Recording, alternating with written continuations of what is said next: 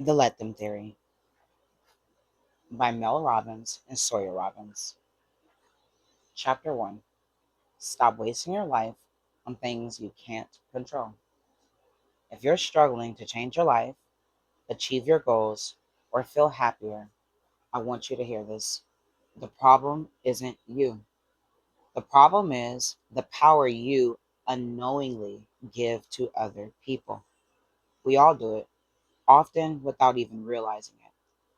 You make the mistake of thinking that if you say the right thing, everyone will be satisfied. If you bend over backward, maybe your partner won't be disappointed. If you're friendly enough, maybe your coworkers will like you more. If you keep the peace, maybe your family will stop judging your choices. I know this because I've lived it. I spent years trying to be everything for everyone else, thinking that if I could do just enough, say the right things, and keep everyone happy, I'd finally feel good about myself. But what happens instead? You work harder, bend further, and shrink yourself smaller, and still someone is disappointed. Still, someone criticizes. Still, you're left feeling like no matter how hard you try, it's never enough. It doesn't have to be this way. This book here is to help you take your power back, to stop wasting your time, energy, and happiness trying to control things you can't control, like other people's opinions, moods, or actions, and instead focus on the one thing you can control: you. And here's the remarkable thing: when you stop managing everyone else, you realize you have a lot more power than you thought, and you've just unknowingly been giving it away. Let me introduce you to the simplest, most life changing idea I've ever discovered: the Let Them Theory. What is the Let Them Theory? The Let Them Theory is about freedom. Two simple words: let them. Will free you from the burden of trying to manage other people. When you stop obsessing over what other people think, say, or do, you finally have the energy to focus on your own life. You stop reacting and start living. Instead of driving yourself crazy trying to manage or please other people, you'll learn to let them. So, what does this look like? Imagine you're at work and your colleague is in a bad mood. Instead of letting their negativity affect you, just say, let them. Let them be grumpy. It's not your problem. Focus on your work and how you feel. Or maybe your dad makes another comment about your life choices and it hits you like a brick. Instead of letting it ruin your day, just say, let him. Let him have his opinions. They don't change who you are or what you have accomplished or your right to make decisions that make you happy. The truth is, other people hold no real power over you unless you give it to them. Here's why this works. When you stop trying to control things that aren't yours to control, you stop wasting your energy. You reclaim your time, your peace of mind, and your focus. You realize that your happiness is tied to your actions, not someone else's behaviors, opinions, or mood. It sounds simple, and it is, but I'm telling you, this shift will change everything. And even though it's called Let Them, this book is about you, your time, and your energy, because these are the most precious resources you have. The Let Them theory will teach you that the more you let other people live their lives, the better your life gets. And the more you let people be who they are, or feel what they feel, or think what they think, the better your relationships will be. Learning how to let adults be adults has changed my life, and it will change yours too. Because when you finally stop giving your power to other people, you'll see how much power you truly have. But perhaps the most surprising thing about the Let Them theory is where its true power hit me personally for the first time, the moment it all clicked for me. I'm almost embarrassed to tell you the story. I experienced something that changed my entire approach to life at a high school prom. Now, there's a sentence I never thought I'd write. The prom that changed my life. I don't know what it is about proms, but boy, are they stressful. I went through four of them with our two daughters, so I figured our son Oakley's would be a breeze. I was wrong. Our daughters had obsessed about every detail for months: dresses, dates, prom poses, hairstyles, spray tans, makeup, corsages, bus rentals, post prom parties. It was never ending, and I was so glad when their proms were finally over. Our son, on the other hand, wasn't sure he and his friends were even going to go. Despite my prodding, he communicated zero details or plans with us. I know everyone with a son, a brother, or a boyfriend is nodding along with me right now. And then, of course, the week of prom, Oakley decided he wanted to go. Everything was a last minute scramble: the tuxedo, the specific sneakers he wanted to wear, the logistics, even finding his date. Something our daughters agonized over for months was left for 48 hours before the big event. When prom finally arrived, miraculously, we had the tugs, the tennis shoes, the date, and the location of the pre prom photos figured out. Somehow, we had also been talked into hosting the prom party. Woo! Right before we were racing out the door, my husband Chris fixed Oak's bow tie one last time. Our daughter Kendall, who was home from college, looked at her brother and said, "You look so good, Oakley." I stood there and took in the moment. What a handsome young man he had grown into. I couldn't believe how fast 18 years had flown by. I also couldn't believe that Kendall was also done with college. Apologize.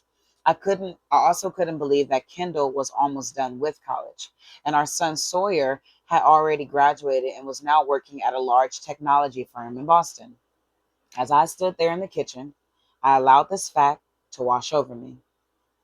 Time was passing, and I wish it would slow down.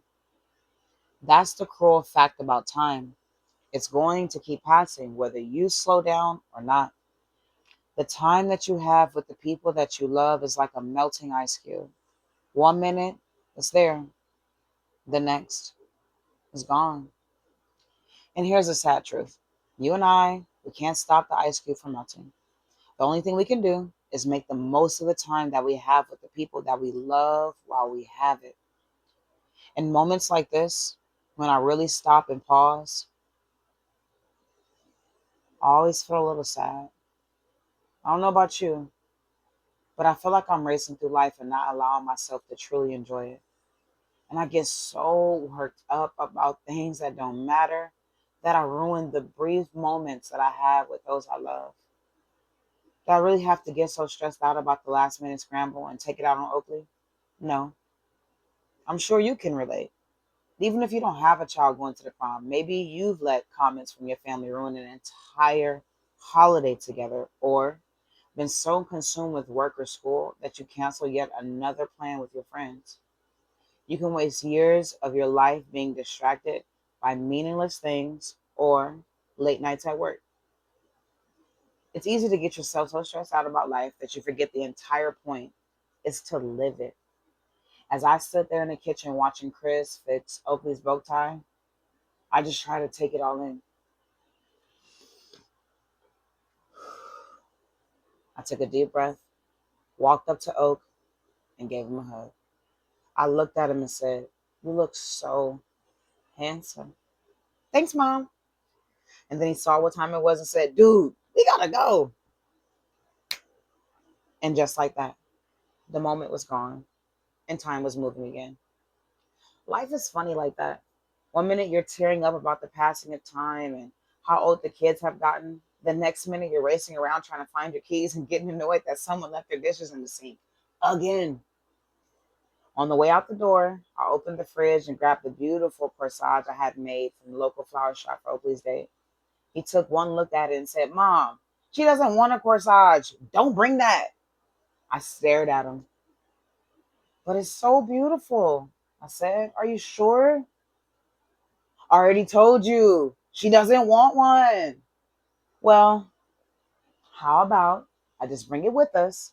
And if she wants to wear it, she can. And if she doesn't have to." He snapped at me. "Mom, please. I don't want you to bring it." I rolled my eyes at our daughter Kendall, looking for some backup. She shook her head at me and said, "Mom, drop it. He's nervous. He doesn't really know the girl he asks, so don't push it." I'll admit that I was annoyed and maybe even a little hurt. I had spent time scrolling online, researching flower trends for prom, and I had ordered his date something really killer and taken the time to drive down, get it, and pay for it. Here I was trying to do something nice for him, and instead of being grateful, he's barking at me. Plus, It was his first prom. What did he know? So I stuck the corsage in my purse and we headed out the door to the place where everyone was taking pre-prom pictures. Once we got there, Oakley introduced us to his date, who pulled out a boutonniere for his lapel and asked Chris if he could help her pin it in place. I, of course, couldn't help myself. I reached into my purse, pulled out the corsage like it was a winning lottery ticket and said to her, Oakley said you didn't want something, but I made this up for you just in case. Oakley shot me a look and I immediately wish I had kept my mouth shut. He turned to his date apologetically. You don't have to wear it. She looked back and said, It's okay. I'll wear it. And that's when I noticed she had made her own corsage, but she was already wearing on one of her wrists. Kendall rolled her eyes. Chris shifted. If I could have evaporated in that moment, boy, I would have. Oakley grabbed that plastic container from me and slid the corsage on the free wrist that she had graciously extended. And then Chris pinned the boutonniere on Oak's tux. We took a couple photos, and then out of nowhere, it started to rain. And by rain, I mean downpour. Rain hadn't been in the forecast, so not one of the 20 kids dressed in black tie or their parents had a rain jacket or an umbrella. So these kids are going to get soaked, I thought. But it didn't seem to faze the kids at all. They just kept talking in the group. And that's when I overheard them say, So, what do you guys want to do for dinner? I leaned toward Oakley and whispered, Oak, you guys don't have a reservation for dinner before prom? No. I looked at my husband and said, They don't have a reservation for dinner? No. He looked and shook his head. And he said, I guess not. This didn't seem to bother my husband or my son. But boy, did it bother me. How the hell do 20 kids have no reservation or plans to eat before the prom? Our daughters had this handled months in advance. Oak and his friends kept discussing their options as a group. I looked at them and said, So what are you guys going to do for dinner? Oakley turned toward me and said in a way that only a teenage boy can, I think we're going to go head out and go to Amigos. Now, the Amigos Tequila, that is this great little taco place that's in the center of town, it's got maybe 4 tables. The entire place is the size of a shed. All the moms froze. And even the dads were not questioning the plan. 20 kids in black and tie were planning to go head out into the rainstorm with no umbrellas or rain jackets to a fast food joint that maybe 10 of them can squeeze inside of before prom. I couldn't help myself. You know that feeling when your body is just like 2 steps ahead of you. You just can't stop yourself from saying something or doing something irrational. In my defense, I wasn't the only parent who intervened. Dozens of parents were now swarming their kids, trying to take control of the situation. I broke out my phone and started searching for restaurants that might have looking for sit-down reservations available for 20. Nothing. There was nothing. I could feel Kendall watching me. She just stood there as I yelled out to the other parents, I can't find a reservation anywhere. I look for pizza place that delivers here. And that's when she reached out and grabbed my hand, pulled me toward her, and looked me in my eyes. Mom, if Oakley and his friends want to go to a taco bar for pre-prom, let them. But it's too small for all of them to fit in. They're going to get soaked. I said, Mom, let them get soaked. I apologize. Mom, let them get soaked. But his new sneakers are going to get ruined. Let them get ruined. Kendall, they're brand new. Mom, you're being annoying. Let them show up to prom in wet tuxedos and dresses. Let them go eat what they want.